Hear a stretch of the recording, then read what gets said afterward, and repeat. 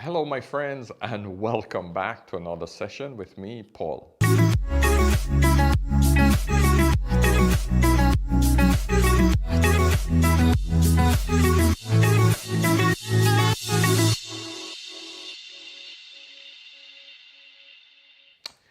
Now, today I'm going to do a little bit different show, piece, whatever you want to call it. I don't know what we call these things. It's a vlog. Let's just leave it at that. But I am a bit frustrated today because me, like most of you, are watching this whole issue in America. America is very close to my heart. It's the first country that I visited that was outside the Caribbean. And, it's very close to the Cayman Islands, which makes it one of the places I more than likely would visit a lot. Now, I'm living in Dubai. I've now visited many more countries in the Asian area. And I just want to give you my view of being a black man traveling. A black man who's been in different countries and have experienced different things outside the American culture, but also including the American culture, because I have a story about being black in America coming up. Now, so that you guys understand, I've been married to a white woman, and we've been married a little over 15 years now. And we have two beautiful girls. And, one is she's 14 and one is 11. 13 and 11, there we go. Come on, don't judge me, okay? Point I'm trying to get across to you is that I experience both worlds. And also it's my responsibility to raise my girls to understand their difference in cultures, and there are people out there that will view you differently. Now, when you see crap like this where black men, especially black men, and I know it's more black people in America, that are constantly being brutalized. And I mean, the videos are just mind-blowing. It's scary as hell, because I had an experience in America where I got the crap scared out of me just visiting as a tourist. So, these are the things that I have to worry about. But trying to understand the American culture and the plight of the black man is a bit difficult for me because I don't live it every day. But there is covert racism every single place you go. It doesn't matter what color your skin is. If you got money, you're moving up the ladder, baby. You get treated differently. So it doesn't matter if you're an Indian, Pakistani, it doesn't matter. If you got money, no problem. It is the great equalizer. So that is more of an issue here in Dubai as opposed to, the color of your skin, because a lot of the locals are pretty much black. Most of them don't like to think that. They think that they're Middle Eastern, but anywhere else in the world, once you're not Caucasian, you're dark, you're black, but I digress. My point I'm trying to make is everywhere you go in the world, there's going to be racist issues. I was in China. I'm looked at differently, I was in, what was that? I've been to so many places. But my point is that regardless of where you go, there's going to be racism. But you don't get people killing you because of the color of your skin. You don't get that. You don't get the police officers killing you for that issue. So it is bizarre to see this culture in America where, for some reason, it's open season on black people, or black men especially. Will I be visiting America anytime soon? Probably not. I wouldn't live there for no way, no how. I'll definitely visit for vacation, but I won't be living there. But I will still be on edge because imagine me walking down the road with my white wife and my two kids, and some asshole thinks that, this shouldn't be allowed. Then I'm a target. My kids are a target. So you kind of get cognizant and aware of these issues. So I tend to stay away from America, tend to stick with countries that tend to be much more kind to everyone. And there's a lot of countries that are like that. I've never been to Africa, even though a lot of people here think I'm African. I guess my ancestors were taken from somewhere in one of those regions. Most of the time, I'm mistaken for Kenyan or Nigerian. Either way, I don't care. I find it hilarious. It's funny because most people don't even know where the Caribbean is when you talk to them in this region. If I mention the word West Indies, of course they know this because of cricket.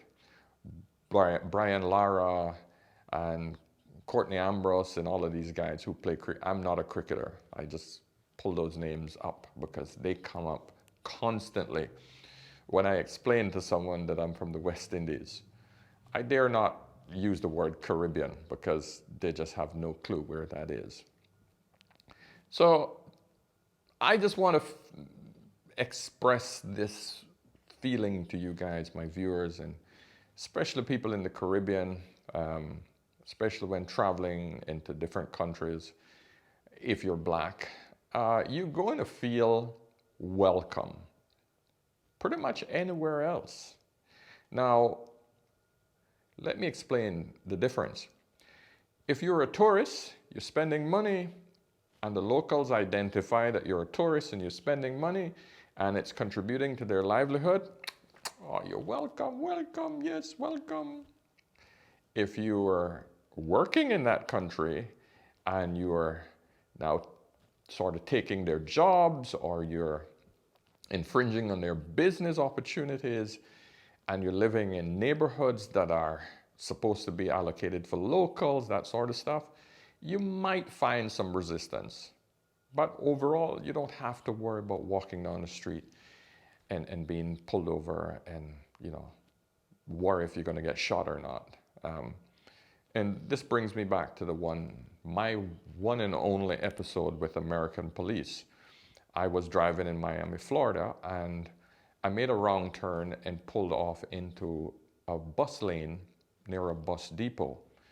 And it was just an honest mistake. All of a sudden, I'm surrounded by two cop cars. And back then, this was about around 18 years ago, I didn't know that you did not get out of your car when the cops pull up. So I was going to get out of my car and explain to the cop, sorry, I thought it was a bus lane. Of course, he got out of his car and gun on his hand on his gun and shouting at me, "Get back in the car, sir, get back in the car." Now, thankfully, it was a black police officer, but it's scary when you see a police officer, with his gun in his hand and his eyes expanded and he's looking at you shouting, "Get back in your car, get back in your car," when you just innocently wanted to go and save him the trouble of walking to your car. Of course, I was dumb and naive at that point because nothing like this ever happens to me. So just remembering this, and that will go with me for a long time, that will be in my head for a lot of years, you kind of realize that, Jesus, man, that could have gone wrong as well, So, my friends, we don't live in a bubble anymore. And I tend to post issues that I find are concerning to me, whether it's in my own country or whether it's in America, whether it's Canada, whether it's the UK. Well, politics is something that I find interesting. And I just feel that I should weigh in on these issues simply because we no longer live in a bubble. When the American president decides to pull out of the climate change initiatives and go back into pushing fossil fuels, that affects me. It affects us. You have to weigh in on those things. You have to get that out there. You have to make, the world have to make America know that they are one of the world leaders. There's a distinct responsibility that comes with that. Being a world leader basically means that they have influence over the entire world, which basically includes you, a Caribbean guy, and you, wherever you are in the world. So yes, you're not trying to influence the elections in America like I've been accused of, but you have a right to say, listen, your decisions affect me. And so I just basically want to get that out. I am frustrated, just like everyone else, seeing the crap that's going on in America, because America is a beautiful, wonderful place, wonderful people. And just seeing it in an uproar like this makes me realize that there's something significantly wrong with the country, and they have to fix it, because it does affect us. It affects me. So anyway, that's all I want to say about that today. And I wish America will heal itself and get back to being the beautiful place it always is. And yeah, we can get over this pandemic. America has to get it together and realize that, okay, we have to put health before money. And I know it's a serious balancing act. Let's just take, for example, what's going on here in Dubai. Dubai is slowly opening up, even though it still has quite a large percentage of people getting the disease. But at least everyone have to wear a mask whenever they leave the house. Even driving in your car, they want you to wear a mask. Okay, there's social distancing. In every place you go, there's only a limited amount of people allowed in each store, each gym, each barber shop, etc. So there are steps, and these are compulsory. It's not a choice. You have to do it. Otherwise, you know, it's massive fines. That's the kind of steps that should be taken for every society until we get to that point where this virus is contained, or at least we get a vaccine, and that's a whole other discussion. But you see my point. When I drive a car, I am required to wear a seat belt. That is to protect me. That's not even to protect somebody else. That is to protect me. But I wear the seat belt. What is the difference between going out and wearing a mask, staying in a social distance between having that social distance between you and someone else?